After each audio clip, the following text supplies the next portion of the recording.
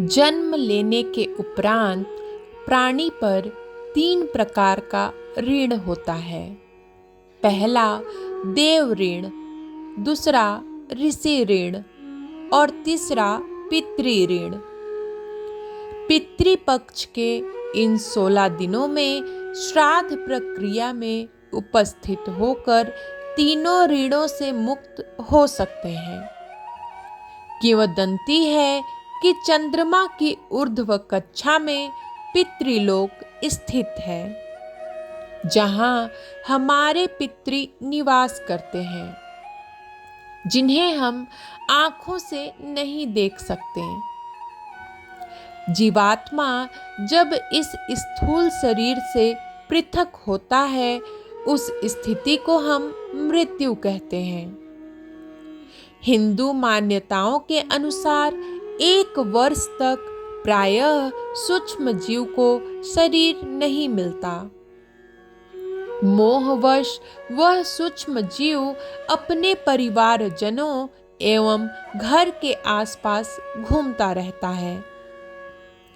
श्राद्ध कर्म करने से उस सूक्ष्म जीव को तृप्ति मिलती है। इस अनुष्ठान में जब हम श्रद्धा से ब्राह्मण को भोज्य पदार्थ खिलाते हैं तो पितृ तृप्त होते हैं। श्राद्ध पक्ष में सनातन धर्मी अपने पितरों को याद करते हैं और उनकी आत्मा की शांति के लिए सभी वैदिक अनुष्ठान करते हैं। लेकिन बहुत कम लोग जानते हैं कि 16 दिन का पितृपक्ष दानवीर कर्ण की एक भूल के कारण मनाया जाता है और कर्ण के कारण ही पितृपक्ष मनाने की परंपरा शुरू हुई थी। आइए जानते हैं इसके पीछे क्या है धार्मिक मान्यता।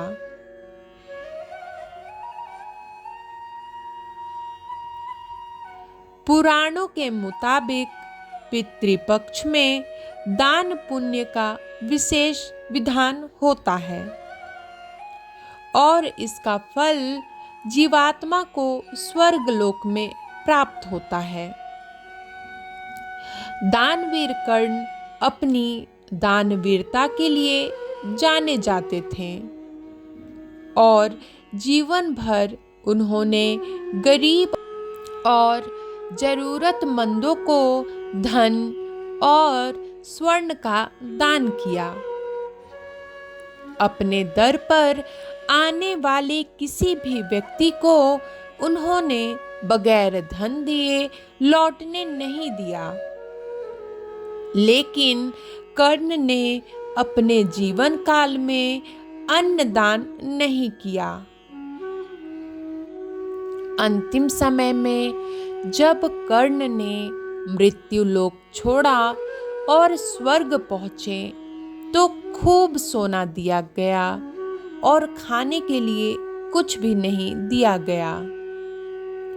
कर्ण ने जब भगवान इंद्र से इसका कारण पूछा तो देवराज इंद्र ने बताया कि उन्होंने जीवन भर सोना ही दान किया है और पितरों की आत्मा की शांति के लिए कभी भी अन्य दान नहीं किया।